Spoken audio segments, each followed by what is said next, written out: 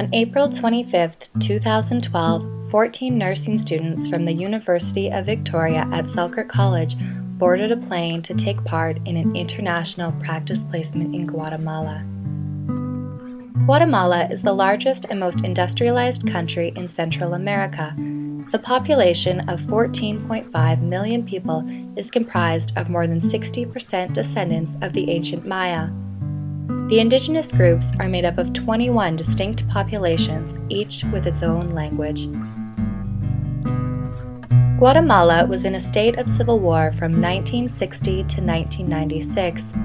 Approximately 40,000 people disappeared during the war, and up to 200,000 were killed or are missing. This war has had a profound impact on the people. To date, approximately 7.6 million people live in extreme poverty. Guatemala's social development indicators such as infant mortality and literacy rates are among the worst in the hemisphere. Chronic malnutrition is a reality for 49% of the children under the age of 5, increasing to 70% for indigenous children. Respiratory infections, intestinal disorders, and malnutrition are the primary causes of death, while other preventable diseases, such as tuberculosis, measles, and whooping cough, continue to undermine the health of children and adults alike. We traveled to Guatemala as invited guests to explore how community development and health are positively linked. We collaborated with our partners who are grassroots community organizations working to promote health through community capacity building and by addressing fundamental social issues such as poverty, inequality, discrimination, and human rights violations. Throughout this experience, we gained a greater appreciation of how community empowerment and solidarity globally are integral to our future nursing practice. Our project partners were AMAS, the Association of Women in Solidarity, the community of Sipacapa, community members in San Miguel Ixtapan, the Mayan People's Clinic of La Esmeralda, and the cooperative of Nuevo Horizonte. In 1996, a movement of autonomous and tolerant women founded Association of Women in Solidarity, in short, AMAS. During our practice placement in Guatemala, we had the opportunity of learning the history of AMAS, visit the clinic, and share a special day of learning alongside the auxiliary student nurses. AMAS's goal is to be independent of the state due to power and control. AMAS originated from women sitting in a central park. They came together with their dreams but lacked money. These women from labor unions struggled for basic human rights in the workplace and were harassed and exiled for doing so. A woman approached this group in the park and they told her about their dreams. This woman gave them $1,000. This signified the first of many miracles within AMAS. The 5 women took the money and deposited it into the bank. Fortunately, on that day, new accounts created were entered into a draw to win a pickup truck. The women won the truck, they sold the truck, and their $1,000 turned into $8,000. This gave them enough money to purchase a place to begin work. As quoted by one of the members, "There may be limited space, but we can find those spaces and take it." AMAS is a political project, transforming laws and lives, which is revolutionary. It is an organization that works with women and children in solidarity. Their primary objective is the promotion of human rights, integral development of women, and addressing class and patriarchy. In order for AMAS to achieve this, they need to deal with labor rights, work alongside women in free trade and textile factories, and focus on women's health and empowerment. After learning how AMAS came to be and its influential vision for change, we had the opportunity of spending a full day with the auxiliary student nurses. These nurses have made a commitment to health promotion within their home communities. Many of them work long hours, 6 days a week, and attend school on their only day off. We recognize this time with the student nurses as being very precious. Therefore, we planned a workshop for this day before we left Canada. After reviewing literature, we chose to focus on sexual health, women's rights, and healthy relationships. We designed teaching plans which incorporated props, games, roleplay, and discussions. Even though it was a small space we had to work in, it was a great success and our nursing class learned so much. The auxiliary nurses enlightened us on their struggles and triumphs when working in their home communities. AMA's members described Guatemala as a beautiful country with great injustice, which is visible in the women and men. In the middle of severe poverty, there is a great deal of spirit, art, and enthusiasm. In the midst of suffering, people have a light that continues to shine. Next, we traveled to the community of Sipacapa to meet with our project partners, which were through the school and through the community health center. Upon arrival, we were welcomed with open arms by members of the community as they set us up to stay in their school library and gave us complete access to their facilities. That night they spoke to us about their values, their health initiatives and programs, their resources or lack thereof, and of their major barriers to health. While at the school, we worked alongside student teachers, providing innovative ways of teaching healthy living habits such as dental hygiene and hand washing.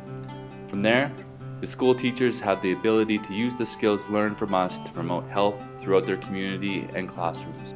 The students, as well as the community members, were all very interested in us and the education sessions we provided.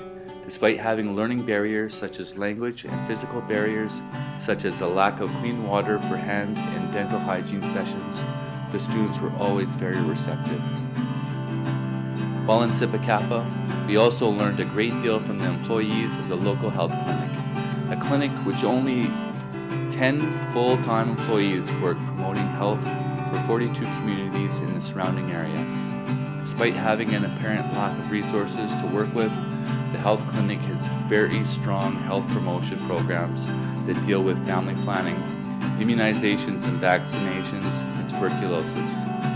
Malnutrition among children is a common health issue in the community of Sipacapa, so the health clinic also strongly supports a program that deals with proper nutrition of infants and children. The responsibility of the health clinic is to monitor and analyze the statistics on malnutrition in infants to determine the need for rations which come from a global World Food Program. There's a focus on water security as well, due to dryness and contamination that is occurring in local wells. As health promoters, they also go out to 24 communities and focus on hand hygiene, home cleanliness, and latrine cleanliness. The promoters demonstrated to us a significant difference between their health system and our own, explaining that they provide free service to the 24 communities as an obligation to their community.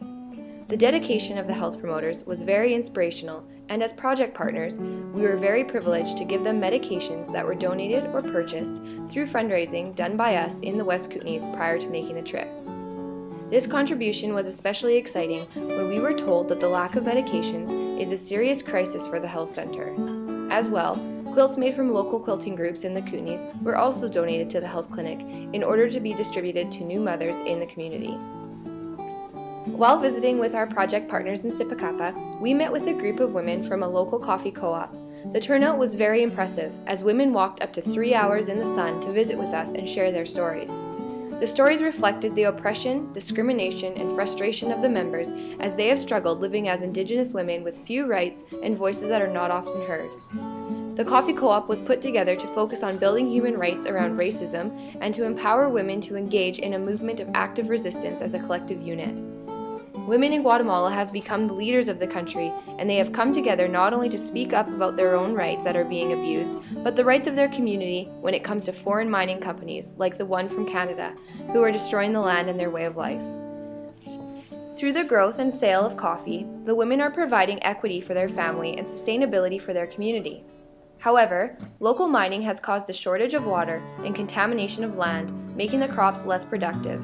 Also, chemicals in the air are causing sores to their skin that itch so bad they want to tear their skin off. We heard their plea, and we told the women of Sipacapa that their story would be heard when we came home. Their stories became more of a reality when we made our next stop in the village of San Miguel Ixtahuacan. San Miguel Ixtahuacan is a community in Guatemala that has been directly affected by Canadian mining operations. We met with a number of community members who were in resistance to the mine, and they shared their experiences with us. They shared stories of violence, human rights violations, hostility, fear, impunity, and injustice. We were shocked and devastated by what we heard. Those who shared their stories asked us in return to share their stories in Canada and increase awareness of the issues around mining operations in Guatemala. After hearing these stories, we returned to the capital, Guatemala City. We met with the Canadian Embassy to follow through with our commitment to share their stories. The following is a testimony of Don Miguel, a gentleman whose family has been directly affected by the mine in his community. We shared his story in the presentation we made at the embassy. I'm sorry to meet like this outside on the ground. However, it reflects our poverty. This is significant because you will repeatedly hear that there is economic development, but this is not true. If it was true, we would be in a better home. All around us, there would be better homes. Our struggle, to be precise, is that we don't want the mine here. We are humble people who just want life, salt, beans, coffee, and nothing else. The money is not what preoccupies us, it is the threats. The cracked houses and the unknown tunnels beneath our land are what preoccupies us. Eating a fruit or a vegetable and not knowing if it is clean. Drinking water and not knowing what's inside. I worry for our children and the animals of the land. This is what preoccupies us. 35 to 50 families are at risk of losing their homes as huge slabs of earth break off in mudslides because of the mining. I worry about the air we breathe. Clouds form in the afternoon. They form because they pick up water that has been contaminated. The same water then rains down on our lands. None of this is new. All concerns have been verbalized and written to all forms of authority. However, nothing has been done. As Canadian nurses and nursing students, we find this deeply disturbing. We understand the significance of a person's environment on their health. Eating, drinking, and breathing contamination have clear implications for the body. The psychological, emotional, and spiritual implications are even further reaching. Here in Canada, and specifically in the Kootenays, we hold great value for our natural environment, our rivers, mountains, and forests. And it's an important part of our Canadian identity. To think that a Canadian company would in turn be responsible for destroying the same rivers, mountains, and forests that belong to another culture is devastating. The following is another first-hand account from a man who was in resistance to the mine. On February 28, 2011, I took part in a demonstration against the mine in my community. It was a peaceful march. We only wanted to draw attention to the human rights violations. Mine workers, traditional leaders, the mayor, and high-ranking authorities attacked us. They hit us with sticks and rocks. They hit us all over our bodies. On May 14th, they attacked me at my home. There are bullet holes in the walls of my home. They shot at me while I was walking to the bathroom, but they missed. When they shot, my family was home. One bullet went through my wife's dress and skimmed her leg. The baby was in the crib. Another bullet landed in the diapers. We know who the aggressor was. It was a young man who lives around here. He was displeased that I spoke out because he and his family benefit from the mine. Authorities came and recorded the evidence. They recorded the markings of the bullet holes, collected the bullet casings, and collected our statements. Everything was documented and sent to the capital. Nothing was done. Regardless of what happens, I will not stop this fight, and I will not give up my human rights. This is our life. As Canadian nurses and nursing students, we are deeply ashamed of the lack of regard that this Canadian company demonstrates for the rights of the community. The violence directly speaks to the social dysfunction and segregation of the community. People have turned on their neighbors as they hope for employment and the promise of a better life. However, these promises appear to be empty as very little development has actually taken place. As we know, the community in which a person lives has a strong impact on their health. Social support and inclusion are important determinants of health. The violence and fear experienced by the members of the community have major psychological implications. This man's rights as a human being have been and are currently being violated. As nurses, we have a moral and legal responsibility to advocate and to engage politically.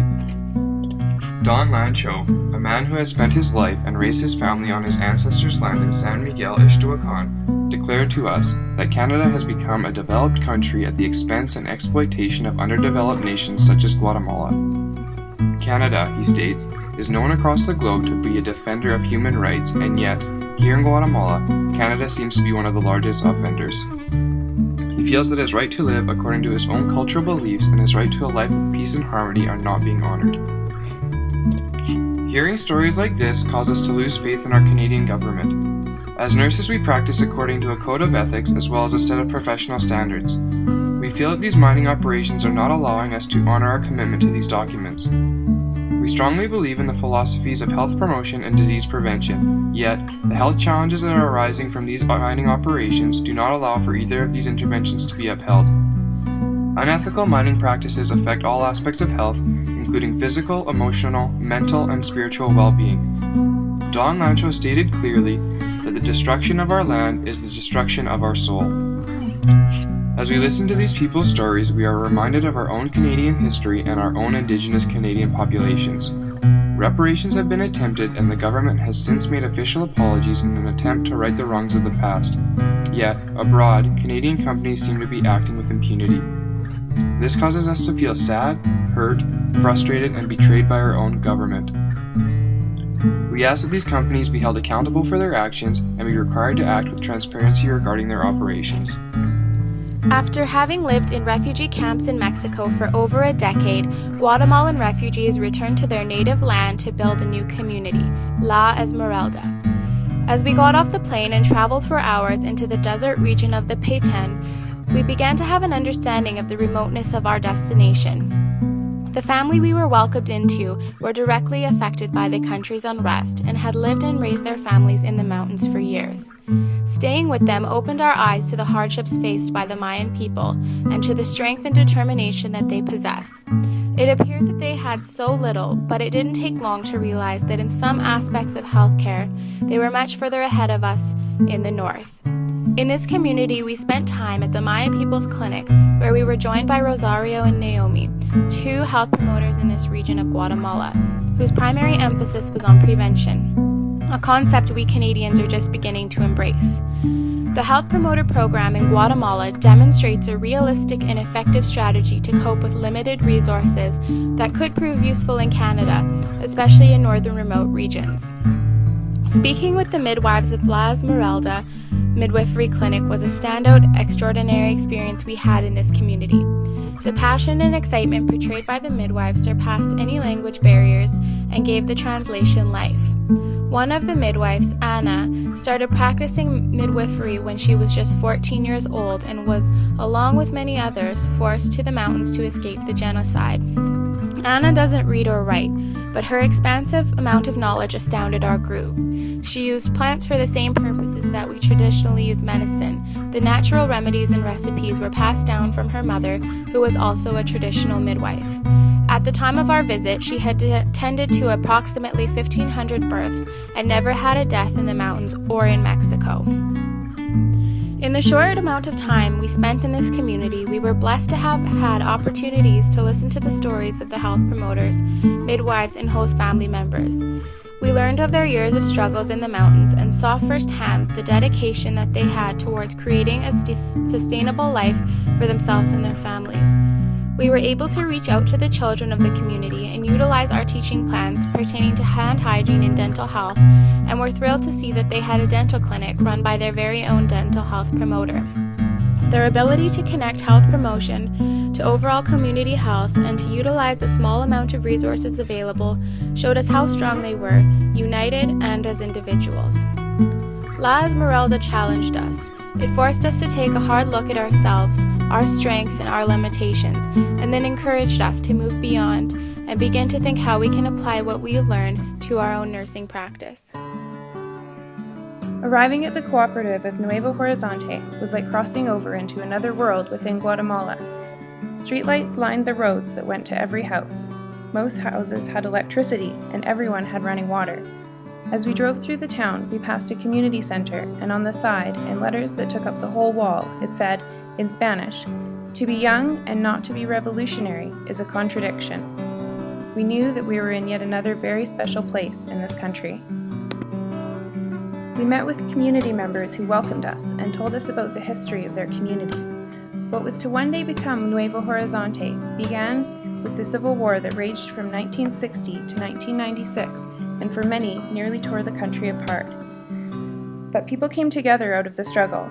Several groups of guerrilla fighters moved north into the jungle, where they continued their political work, their consciousness-raising work, while forever on the run.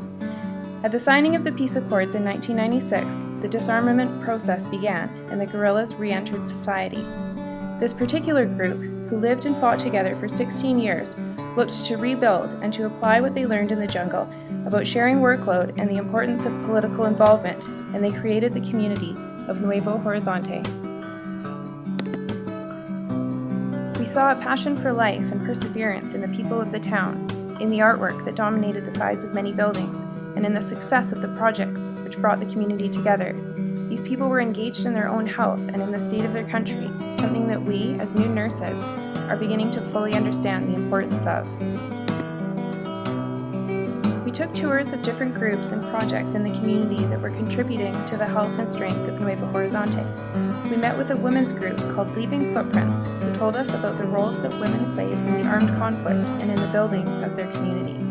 We were struck by how they reinforced everything we have learned about the effects of empowerment of women on the health of the general population. They explained how, during the conflict, they moved past the idea that there are certain jobs for men and for women, and assumed jobs based on skills and abilities. While the rest of Guatemala is historically an extremely patriarchal society, here in Nuevo Horizonte, the jobs that men and women do are valued equally. Leaving Footprints runs a radio program that helps them to maintain a network of women's groups in this province and discusses topics like limitations to education and the oppression of women. Nuevo Horizonte has a library, a museum, a daycare, a school, and several recreational areas. There are many groups run by the collective in order to provide for the community, and other interest groups run by groups of individuals in order to have their own income. These include raising chickens, cows, and fish, and growing limes, corn, and other fruits and vegetables. They operate as a cooperative, with the well-being of the community placed first and the needs of the individual second. Political engagement is at the root of all activities in Nuevo Horizonte. They decided long before the cooperative was formed that they would forever be working towards a better Guatemala and a better world. We were humbled by their dedication to this vision. We felt a deep sense of obligation to bring this passion home with us, to find our own niche where we can make a difference in our healthcare system and in our involvement with our communities. On our last day, we did another teaching session on the importance of hand washing and toothbrushing. We were reminded again of why we were really here. While we were on one hand in the role of teacher, we were really learning about the importance of interactions, about the value of forming relationships with these partners, and about bringing something to the table while we take so much away with us. The beauty of this place and the people in it was astounding, and we were now confronted with what it means to go home, to leave all of this behind, and to take what we learned back to our lives and our careers in Roslyn, in Salmo, in Nelson and Trail, in Proctor, in Castlegar, and in Caslow. No vamos a callarnos. No me importa lo que va a pasar, pero vamos a seguir adelante. I want to make it very clear to you, though, that regardless of what happens, regardless of the threats or the violations of our human rights, I will not stop this fight. It is not important to me what they do to me. It is important that I continue to struggle for what is right, my human rights. Llega allá en Canadá. I would like to say thank you to each and every one of you for coming. I congratulate you on your work. I congratulate you on your decision to come to Guatemala, and I hope that these words will be taken back home and will go home with you to the people of Canada.